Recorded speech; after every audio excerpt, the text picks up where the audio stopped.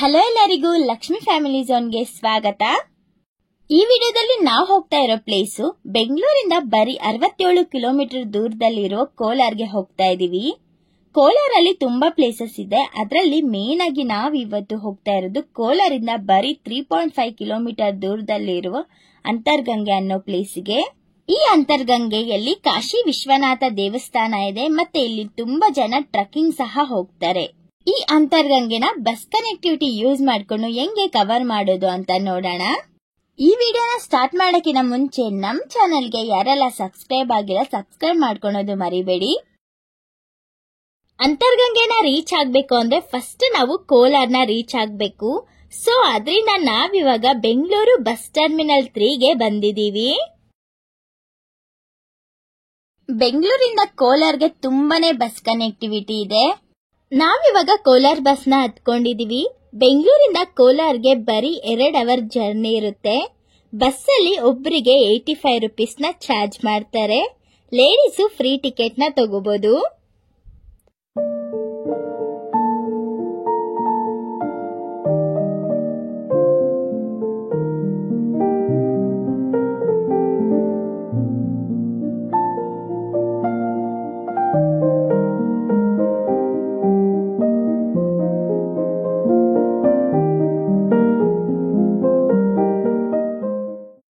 ನೋಡಿ, ನಾವಿವಾಗ ಕೋಲಾರ್ನ ರೀಚ್ ಆಗಿದ್ದೀವಿ.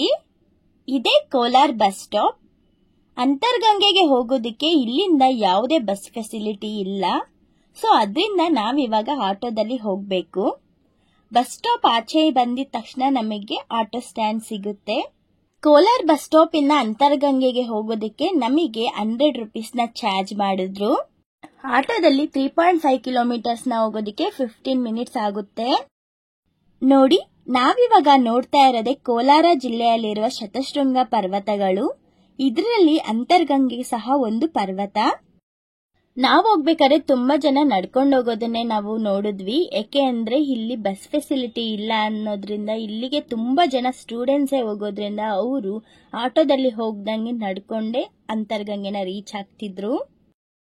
ನಾವಿವಾಗ ಅಂತರ್ಗಂಗೆನ ರೀಚ್ ಆಗಿದ್ದೀವಿ. ಈ ಅಂತರ್ಗಂಗೆಯಲ್ಲಿರುವ ಕಾಶಿ ವಿಶ್ವನಾಥ ದೇವಾಲಯಕ್ಕೆ ಹೋಗಕ್ಕೆ ನಾವು 200 ಸ್ಟೆಪ್ಸ್ನ ಹತ್ತಬೇಕು. ಇಲ್ಲಿ ಅನೇಕ ಪ್ರಾಣಿ ಪಕ್ಷಿಗಳು ಸಹ ನಾವು ನೋಡಬಹುದು. ಇಲ್ಲಿ ಯಾವ ಯಾವ ಪ್ರಾಣಿ ಪಕ್ಷಿಗಳು ಇದಾವೆ ಅಂತ ಸಹ ಬೋರ್ಡ್ ನ ಮೆನ್ಷನ್ ಮಾಡಿರ್ತಾರೆ. ನಾವು ಹೋದಾಗ ನಮ್ಮ ಭಾರತದ ರಾಷ್ಟ್ರೀಯ ಪಕ್ಷಿಯಾದ ನವಿಲನ್ನ ನಾವು ಕಣ್ತುಂಬ ನೋಡಿ ಎಂಜಾಯ್ ಮಾಡಿದ್ವಿ. ನಾವು ಸ್ವಲ್ಪ ಸ್ಟೆಪ್ಸ್ ನ ಹತ್ಕೊಂಡು ಬರ್ತಿದ್ದಂಗೆ ನಮ್ಗೆ ಲೆಫ್ಟ್ ಸೈಡ್ಗೆ ಒಂದು ವ್ಯೂ ಪಾಯಿಂಟ್ ನ ಎಂಜಾಯ್ ಮಾಡೋದಕ್ಕೆ ಒಂದು ಪ್ಲೇಸ್ ಇದೆ. ನಾವಿವಾಗ ಅಲ್ಲಿಗೆ ಹೋಗ್ತಿದೀವಿ. ಇಲ್ಲಿಂದ ನಾವು ಶತಶೃಂಗ ಪರ್ವತವನ್ನ ತುಂಬಾ ಚೆನ್ನಾಗಿ ವ್ಯೂ ಎಂಜಾಯ್ ಮಾಡಬಹುದು.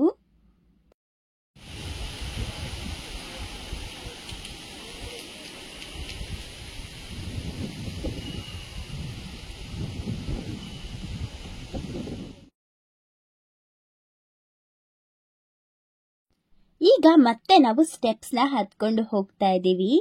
ಇಲ್ಲಿ ಸ್ವಲ್ಪ ಸ್ಟೆಪ್ಸ್ ನ ಹತ್ಕೊಂಡು ಮೇಲೆ ಬರ್ತಿದ್ದಂಗೆ ನಮ್ಗೆ ಇಲ್ಲಿ ಒಂದು ಶಾಪ್ ಸಹ ಸಿಗುತ್ತೆ. ನೋಡಿ, ಇಲ್ಲಿಂದ ಟ್ರೆಕ್ಕಿಂಗ್ ಗೆ ಹೋಗೋದಕ್ಕೆ ಜಾಗ ಇರುತ್ತೆ. ಈ ಟ್ರೆಕ್ಕಿಂಗ್ ಗೆ ಆನ್ಲೈನ್ ಅಲ್ಲಿ 2 ಡೇಸ್ ಮುಂಚೆನೆ ಬುಕ್ ಮಾಡ್ಕೋಬೇಕು. ಈ ಟ್ರೆಕ್ಕಿಂಗ್ ಗೆ ವೀಕೆಂಡ್ ಅಲ್ಲಿ 400 ರುಪೀಸ್, ನಾರ್ಮಲ್ ಡೇಸ್ ಅಲ್ಲಿ 250ನ ಚಾರ್ಜ್ ಮಾಡ್ತಾರೆ. ಈ ಟ್ರೆಕ್ಕಿಂಗ್ 5 ಕಿಲೋಮೀಟರ್ ಇರುತ್ತೆ. ಅಲ್ಲಿ ತುಂಬಾ ಕೇವ್ಸ್ ನ ನೋಡಬಹುದು. ವೆಬ್ಸೈಟ್ ಲಿಂಕ್ ಬೇಕು ಅಂದ್ರೆ ಡಿಸ್ಕ್ರಿಪ್ಷನ್ ಅಲ್ಲಿ ಕೊಟ್ಟಿರ್ತೀನಿ, ನೀವು ಅಲ್ಲಿ ಹೋಗಿ ಬುಕ್ ಮಾಡ್ಕೋಬಹುದು. ನೋಡಿ, ನಾವಿವಾಗ ಅಂತರ್ಗಂಗೆಯಲ್ಲಿರುವ ಕಾಶಿ ವಿಶ್ವನಾಥ ದೇವಸ್ಥಾನ ಹತ್ರ ರೀಚ್ ಆಗಿದ್ದೀವಿ. ನಾವು ಕಾಶಿ ವಿಶ್ವನಾಥನ ದರ್ಶನ ಪಡೆಯಕ್ಕಿಂತ ಮುಂಚೆ ಪಕ್ಕದಲ್ಲಿ ಇರುವ ಅಂತರ್ಗಂಗೆ ಹತ್ರ ಹೋಗ್ತಾ ಇದೀವಿ. ಈ ಅಂತರ್ಗಂಗೆ ಅಂತ ಯಾಕೆ ಕರೀತಾರೆ ಅಂತ ಯೋಚನೆ ಮಾಡಿದೀರಾ? ಯಾಕೆ ಅಂದ್ರೆ ನಮ್ಮ ಭಾರತದಲ್ಲಿ ಹರಿಯುವ ಗಂಗಾ ನದಿ ಗುಪ್ತಗಾಮಿನಿಯಾಗಿ ಇಲ್ಲಿ ಹರಿಯುತ್ತೆ. ಈ ಗಂಗೆ ಎಲ್ಲಿಂದ ಬರುತ್ತೆ, ಯಾವ ಮೂಲಸ್ಥಾನ ಎಂದು ಯಾರಿಂದಲೂ ಕಂಡುಹಿಡಿಯಲು ಅಸಾಧ್ಯವಾಗಿದೆ. ಈ ಗಂಗೆ ರಹಸ್ಯವಾದ ಸ್ಥಳದಿಂದ ಅಂತರ್ಗಾಮಿನಿಯಾಗಿ ಇಲ್ಲಿ ಬರುವುದರಿಂದ ಇದನ್ನ ಅಂತರಗಂಗೆ ಎಂದೇ ಹೆಸರುವಾಸಿಯಾಗಿದೆ. ಈ ಬೆಟ್ಟದ ಪೌರಾಣಿಕ ಮಹತ್ವ ನೋಡೋದಾದ್ರೆ ಪರಶುರಾಮರು ಕಾರ್ತವೀರಾರ್ಜುನನ ಕೊಂದದ್ದು ಇದೇ ಬೆಟ್ಟದಲ್ಲಿ ಎಂದು ನಂಬಲಾಗುತ್ತೆ. ಈ ಬೆಟ್ಟದ ಮೇಲಿರುವ ಕಾಶಿ ವಿಶ್ವನಾಥ ದೇವಸ್ಥಾನ ಜಮದಗ್ನಿ ಮಹರ್ಷಿಗಳು ಸ್ಥಾಪಿಸಿದ ದೇವಸ್ಥಾನ ಎಂದೇ ಕರೆಯುತ್ತಾರೆ.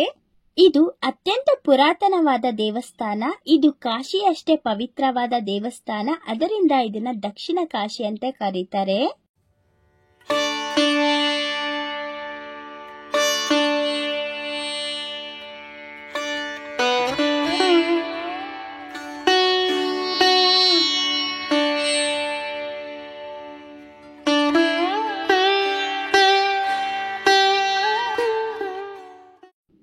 ಇಲ್ಲಿಯ ಸ್ಥಳ ಪುರಾಣದಂತೆ ಈ ಅಂತರ್ಗಂಗೆಯ ಬೆಟ್ಟದ ಗುಹೆಯೊಂದರಲ್ಲಿ ತಪಸ್ಸು ಮಾಡುತ್ತಿದ್ದ ಮುಚುಕುಂದ ಮಹರ್ಷಿಗಳು ತಾನು ಪ್ರತಿದಿನ ಸ್ನಾನ ಮಾಡೋದಕ್ಕೆ ಕಾಶಿಯಲ್ಲಿ ಪ್ರವಹಿಸುವ ಗಂಗೆಯನ್ನು ಪ್ರಾರ್ಥಿಸಿದರು. ಆ ಪ್ರಾರ್ಥನೆಗೆ ಮೆಚ್ಚಿದ ಗಂಗೆಯು ಕಾಶಿಯಿಂದ ಶತಶೃಂಗ ಬೆಟ್ಟಕ್ಕೆ ಗುಪ್ತಗಾಮಿಣಿಯಾಗಿ ಹರಿದು ಇಲ್ಲಿ ಅಂತರ್ಗಂಗೆಯಾಗಿ ಹರಿಯುತ್ತಿದ್ದಳು ಎಂದು ಹೇಳುತ್ತಾರೆ. ಇಲ್ಲಿ ಹರಿಯುವ ಗಂಗೆಯಲ್ಲಿ ಮುಚುಕುಂದ ಮಹರ್ಷಿಗಳು ಸ್ನಾನವನ್ನು ಮಾಡುತ್ತಿದ್ದರು ಎಂದೇ ಐತೀತಿ.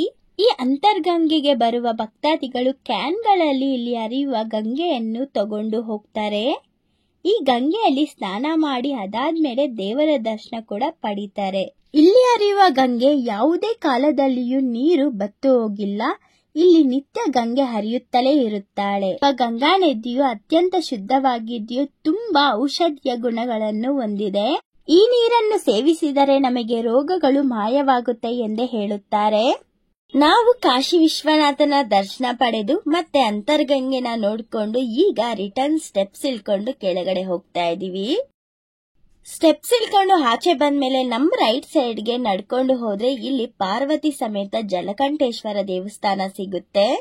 ಈ ದೇವಸ್ಥಾನ ಸುತ್ತಲೂ ಲಿಂಗಗಳನ್ನ ಪ್ರತಿಷ್ಠಾಪನೆ ಮಾಡಿದ್ದಾರೆ. ಇದನ್ನ ನೋಡ್ಕೊಂಡು ಹೋಗಿ.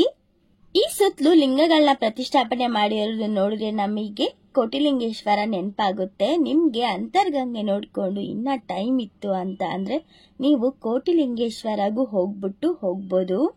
ಕೋಲಾರಿಂದ ಬರೀ 30 ಕಿಲೋಮೀಟರ್ ದೂರದಲ್ಲಿ ಇರುತ್ತೆ. ಯಾರಿಗೆಲ್ಲ ಈ ವಿಡಿಯೋ ಇಷ್ಟ ಆಯ್ತು ಲೈಕ್ ಮಾಡಿ, ಶೇರ್ ಮಾಡಿ, ಕಮೆಂಟ್ ಮಾಡಿ. ಇದೇ ತರ ವಿಡಿಯೋಸ್ಗೋಸ್ಕರ ನಮ್ಮ ಚಾನಲ್ಗೆ ಸಬ್ಸ್ಕ್ರೈಬ್ ಮಾಡೋದು ಮರಿಬೇಡಿ. Thank you.